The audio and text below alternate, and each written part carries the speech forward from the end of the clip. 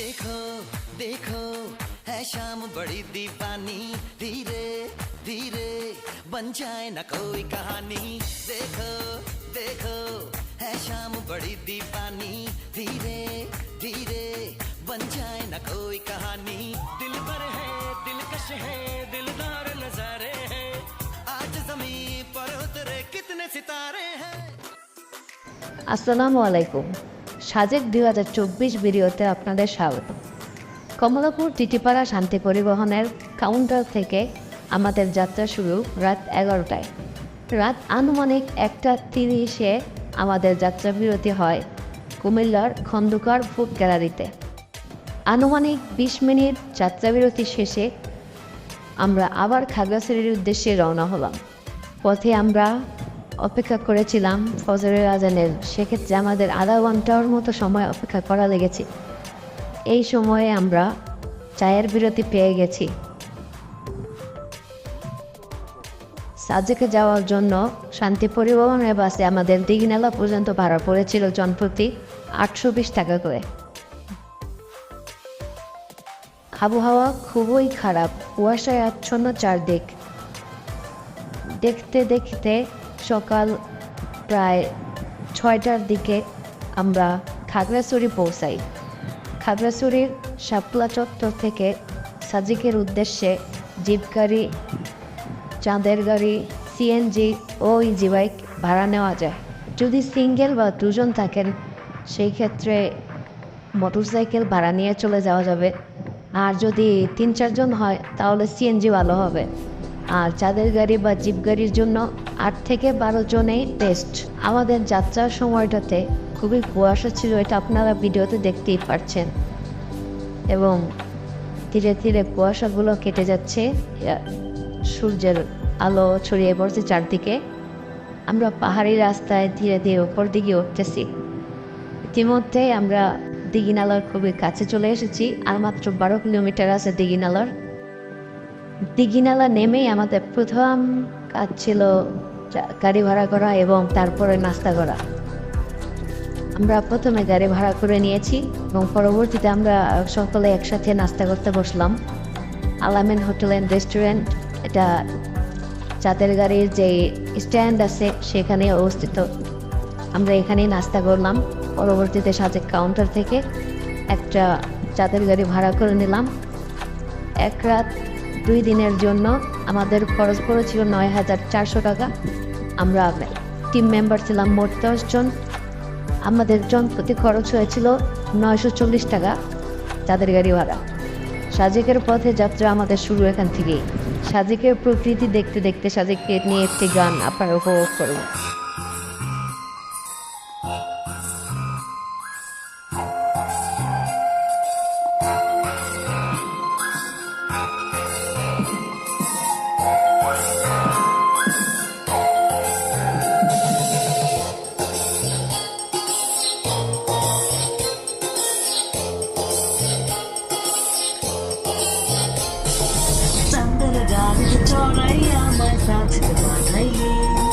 মেঘের রাজ্যে ছাইয়া দিয়া ইন্টুস বানাইলি, চাঁদের গাড়িতে চড়াই আমায় সাজেক পাঠাইলি। দেখতে দেখতে বাগাইহাট আর্মি ক্যাম্পে চলে আসলাম। এখান থেকে আমাদের সকল প্রকার চেক ইন এবং আমাদের সকল এন্ট্রি কনফার্ম করে আমরা আবার সাজেকের উদ্দেশ্যে রওনা দিলাম। এখন তো সাজেক যাবো না, আমি আর বাড়ি যাবো না। কি আর করবো, কেমনে যাবো তাও তো জানি না। চাঁদের গাড়িতে চড়াই আমায় সাজেক পাঠাইলি, মেঘের রাজে ছাইরা দিয়া একটু বানাইলি।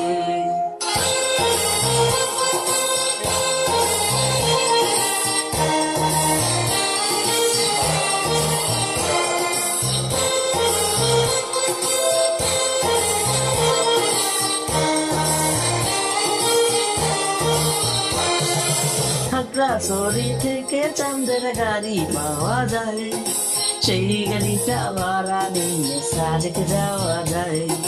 খাগড়াছড়ি থেকে চাঁদের গাড়ি পাওয়া যায়, সেই গাড়িতে চইরা সাজেক যাওয়া যায়। এখন তো সাজকে ছাড়বো না, আমি আর বাড়ি যাবো না। কি আর করবো কেমনে যাবো তাও তো জানি না। এখন তো সাজকে ছাড়বো না, আমি আর বাড়ি যাবো না।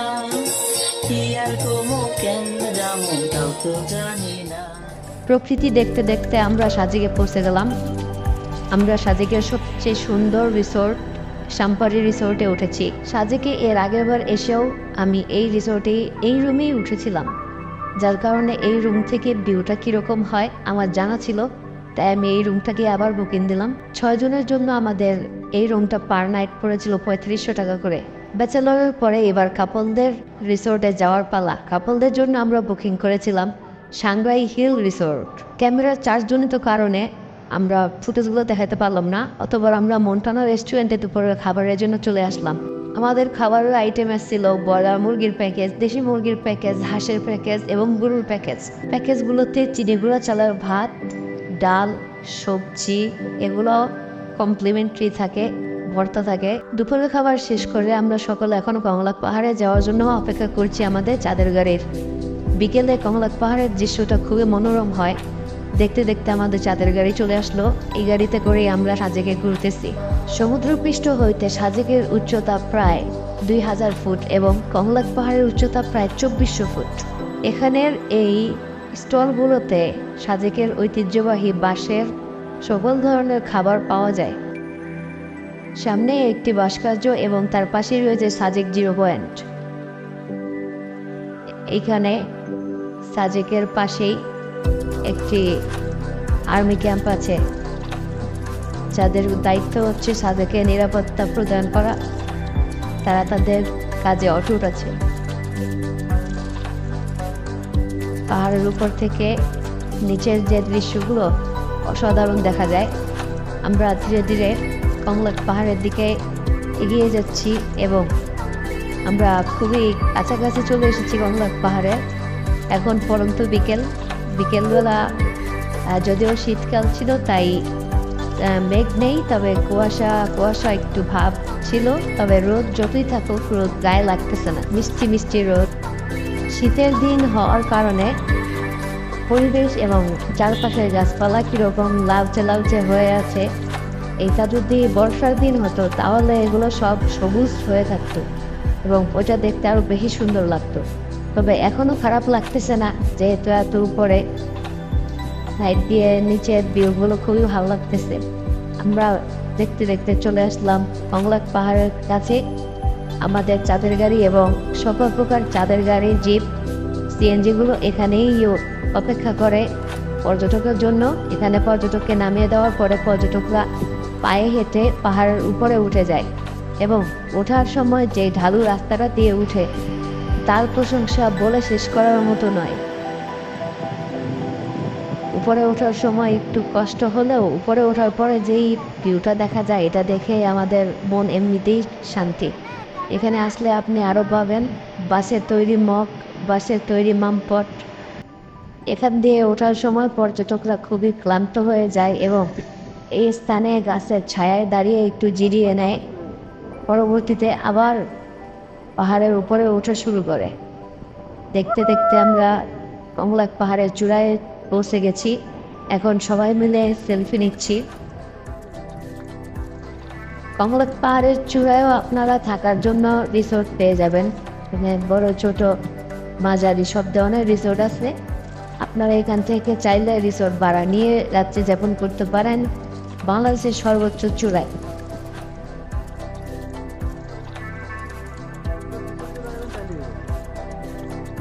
এখানে পাহাড়ি জনগোষ্ঠীরা তাদের নিজেদের হাতে তৈরি বাঁশের মগ, মামপট এগুলো বিক্রি করতেছে।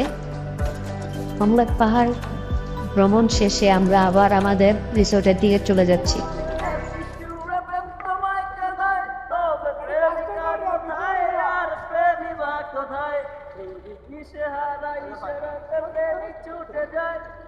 তবে ইশারা কোথায় আর আশারা কোথায়, যদি মিথ্যা মনে হয় সব পুরানো কথা, যদি চায়ের কাপেতে জমে নীরবতা, তবে বুঝে নিও চাঁদের আলো কত নিরূপায়। লা লা লা La la la la la. La la la la la la la la la la la la la. Woo! La la la la. La la la la la. La la la la la la la la la la la la. সাজেকের নান্দনিক resort ও মনোরম পরিবেশ আমাকে মুগ্ধ করেছে।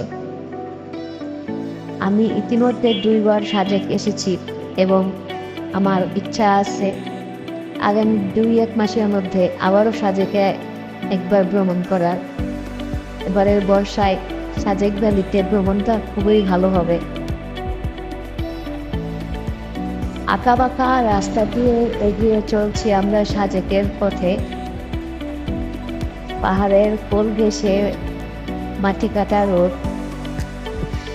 এই রোডটা আগে হাঁটার রাস্তা ছিল, পরবর্তীতে এখন পাকা করার কারণে চাঁদের জারি কমলা পাহাড় পর্যন্ত চলে যায়। কিন্তু 2 বছর আগেও এই রাস্তা দিয়ে হেঁটে হেঁটে মানুষের কমলা পাহাড়ে যেতে হয়েছে।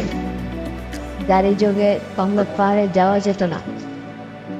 সাজেকের হেলিপ্যাড থেকে সূর্যাস্ত যাওয়ার দৃশ্যটা খুবই সুন্দর এবং এই সময়ে এই দৃশ্য উপভোগ করার মজাই অন্যরকম। কমলা পাহাড় থেকে ফিরে হেলিপ্যাডে কিছুক্ষণ সময় আড্ডা মারার পরে আমরা এখন রিসোর্টের দিকে যাচ্ছি। রিসোর্ট থেকে আমরা ফ্রেশ হয়ে রাতের খাবারের জন্য বের হব।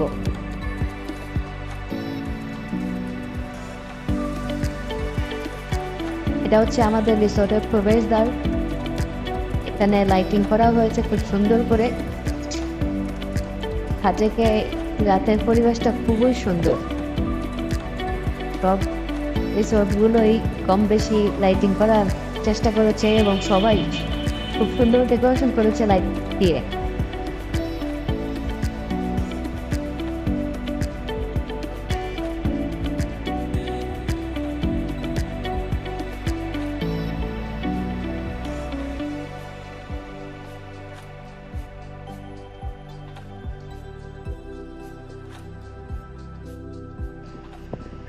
রাতের খাবার খেতে যাওয়ার জন্য আমরা এখন প্রস্তুত।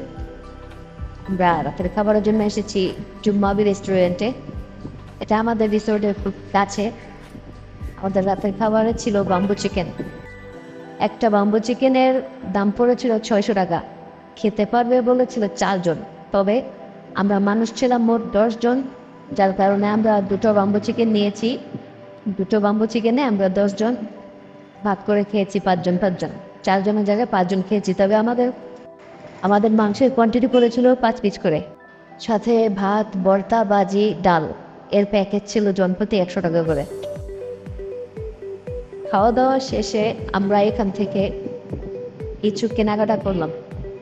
আমাদের কেনাকাটার আইটেমের মধ্যে ছিল আচার, চকলেট, তাঁতের কাপড়, চাদর, আদিবাসীদের তৈরি কিছু জামা কাপড় ও ছোট বড় আরো অনেক কিছু।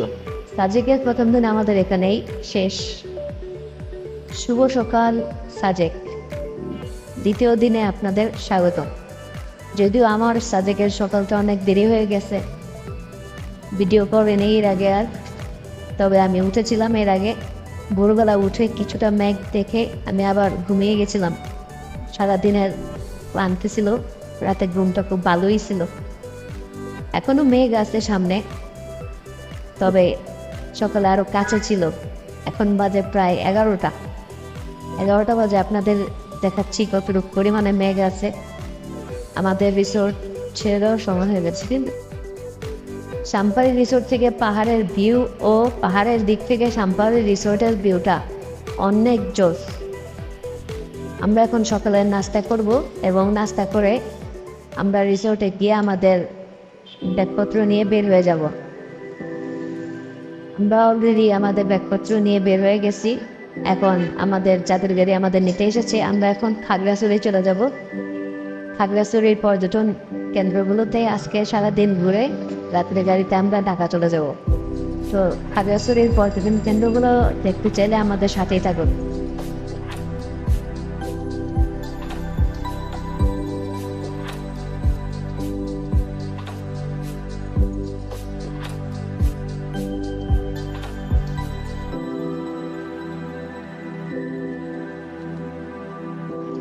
আমরা এখন সাজেক ছেড়ে চলে যাচ্ছি, আর একটু এগোলেই সাজেকের এরিয়া ছেড়ে আমরা পাহাড়ের রাস্তায় চলে যাব।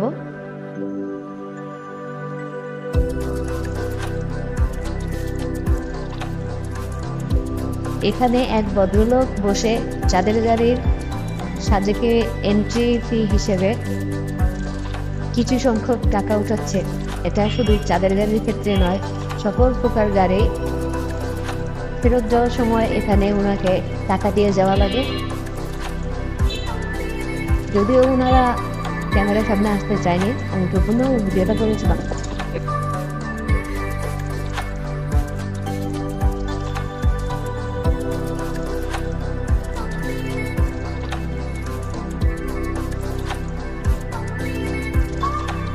একটি কথা বলে রাখা ভালো, আমাদের চাঁদের গাড়ির সামনের চাকায় বা গাড়িতে কোনো প্রবলেম ছিল, যার কারণে গাড়িটা খুব লাফাচ্ছিল।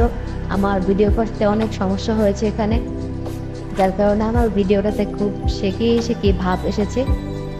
সেক্ষেত্রে সবাই ক্ষমার দৃষ্টিতে দেখবেন আর একটু এনজয় করার চেষ্টা করবেন প্লিজ। বাদাইহাট আর্মি ক্যাম্প থেকে সকাল 10টার স্কোয়াডে ছেড়ে আসা গাড়িগুলোর জন্য আমাদের সাজেক থেকে দেখ যাওয়া গাড়িগুলোর অপেক্ষা করা লেগেছিল। সেক্ষেত্রে আমরা একটি আদিবাসী বাজারের পাশে অপেক্ষা করেছিলাম ওই গাড়িগুলোকে পাস করার জন্য। তখন আদিবাসীকে কিছু জনগোষ্ঠী পাহাড়ি ফল, শাকসবজি এবং তাদের চাষকৃত ফল শাকসবজি বিক্রি করেছিল, এবং কি কি সেখানে পাওয়া যাচ্ছিল আপনারা নিজেরাই দেখে নিন।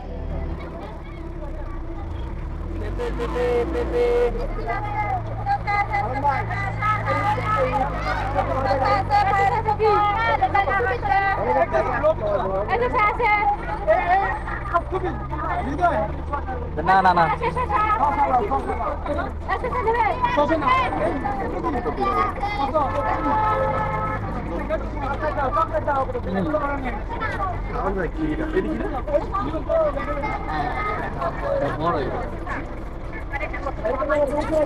এটা কি বড়ই কত করে?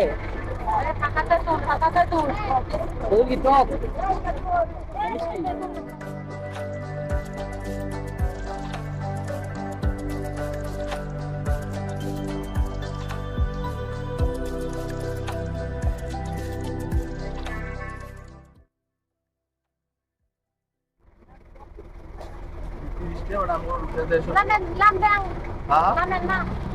নামতে হবে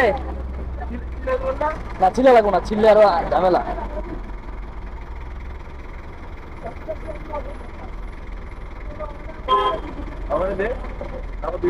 হ্যাঁ সব সব নাম নাম দে, সবার দে নাম।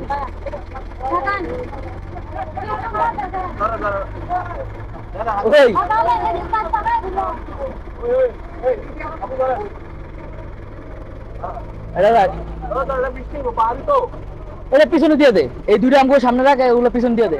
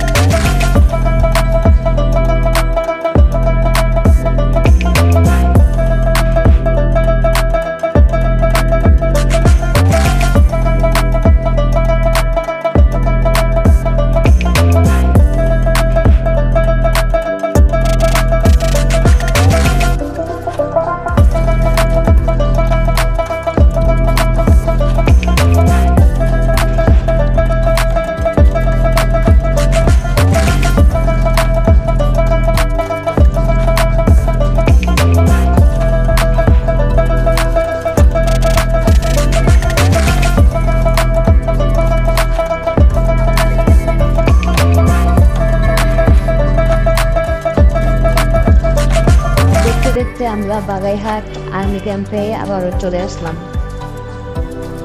তবে আজকে এখানে কোনো দেরি করার প্রয়োজন হয়নি, আজকে আমরা এখান দিয়ে ডাইরেক্ট চলে এসেছি।